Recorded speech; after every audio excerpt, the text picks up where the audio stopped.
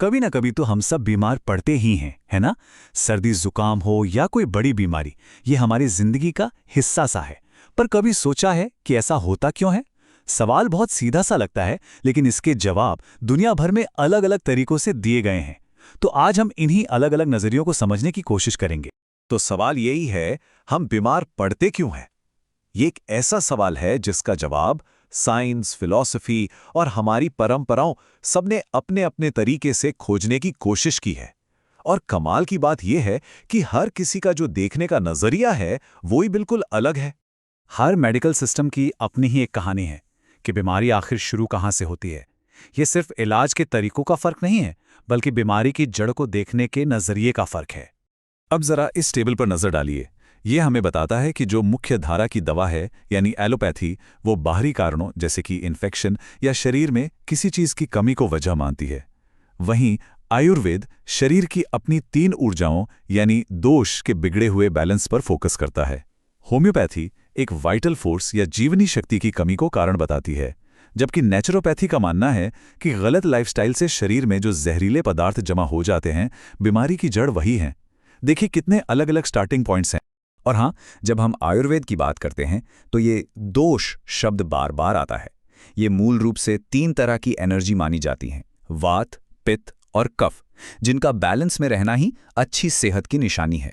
तो अब तक हमने बाहरी कीटाणुओं या अंदर की एनर्जी के इम्बैलेंस की बात की, लेकिन एक और नजरिया है जो कहता है कि असली प्रॉब्लम बाहर नहीं, बल्कि हमारे शरीर के अंदर ही शुरू होती है। एक ऐसी गड़बड़ी जो हमारे अपने सिस्टम में पैदा होती है। और बस यहीं पर एक अलग सोच सामने आती है जिसे न्यूरोथेरेपी कहते हैं। इसका पूरा का पूरा ध्यान बाहरी दुनिया से हटकर शरीर के अंदरूनी माहौल पर है। मतलब हमारी अपनी अंदर की फैक्ट्री आखिर काम कैसे कर रही है। तो न्यूरोथेरेपी का फंडा क्या है? ये मानता है कि बीमारी की जड़ हमारे शरीर की अपनी केमिस्ट्री में गड़बड़ी और हमारे ग्लैंड्स और अंगों का ठीक से काम न करना है। बिल्कुल एक गाड़ी के इंजन की तरह सोचिए इसको। अगर तेल और हवा का मिक्सचर सही नहीं है तो इंजन ठीक से चलेगा ही नहीं। यहाँ बीमारी वही इंजन की गड़बड़ी है। और इस नज़रिए से देखें तो ये जो शरीर का इंजन है ना, ये अचानक से बंद नहीं हो जाता। गड़बड़ी की शुरुआत तो एक बहुत ही बेसिक सी प्रक्रिया के बिगड़ने से होती है, जिसके बाद एक एक करके चीज़ें बिगड़ती चली जाती हैं। तो चलिए इस चेन रिएक्शन को जरा खोल कर समझते हैं कि कैसे एक छोटी सी अंदरूनी गड़बड़ी एक बड़ी बीमारी की शक्ल ले सकती है। देखिए, इस थ्योरी के हिसाब से सारी कहानी पाचन से शुरू होती है। अगर खाना ठीक से नहीं पच रहा तो शरीर को जरूरी केमिकल्स और हार्मोन्स बनाने का कच्चा माल ही नहीं मिलेगा। अब जब ये केमिकल्स नहीं बनेंगे तो हमारे ग्लैंड्स और अंगों को काम करने के लिए सही सिग्नल या न्यूट्रिशन नहीं मिलेगा। और आखिर में जब अंग ही ठीक से काम नहीं करेंगे तो पूरा सिस्टम बिगड़ जाएगा, जिसे हम बीमारी कहते हैं। ये बिल्कुल एक डोमिनो इफेक्ट की तरह है। ठीक है, तो ये तो समझ आया कि शरीर के अंदर क्या हो सकता है, लेकिन अगला सवाल यह है कि ये पूरा का पूरा डोमिनो इफेक्ट ये शुरू ही क्यों होता है? वो पहला डोमिनो गिराता कौन है आखिर?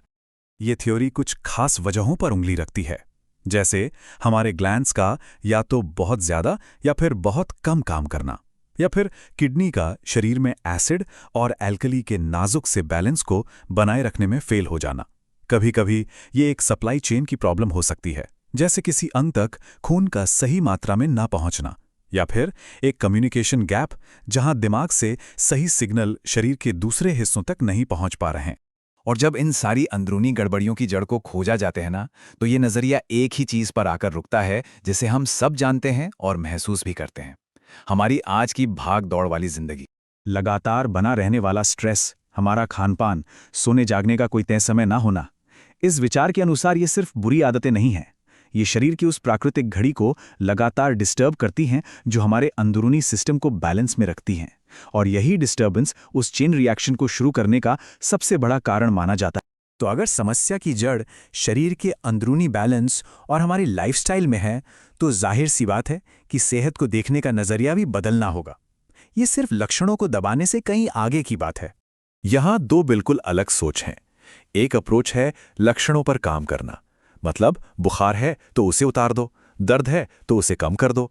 इसमें फोकस बीमारी के बाहरी संकेतों पर होता है। दूसरी तरफ न्यूरोथेरेपी जैसा नजरिया मूल कारण को ठीक करने की बात करता है, मतलब उस अंदरूनी ग्लैंड या अंग के फंक्शन को सुधारना जिसकी वजह से वो लक्षण पैदा हो रहा है, ताकि शरीर खुद को ठीक कर सके। एक है आग बुझाना, दूसरा है ये पक्का करना कि आग लगे ही क्यों। ये लाइन इस पूरे नजरिए का सार है।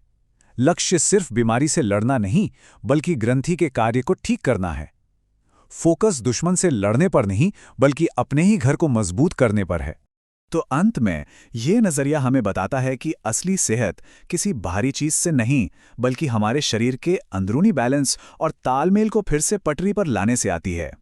तो ये सारी बातचीत हमें एक बहुत ही दिलचस्प सवाल पर लाकर छोड़ देती है। क्या हो सकता है कि सेहत की असली चाबी बाहरी इलाजों में नहीं, बल्कि हमारे अपने शरीर की अंदरूनी केमिस्ट्री को समझने और उसे संतुलित रखने में छिपी हो? इस पर सोचना तो बनता है।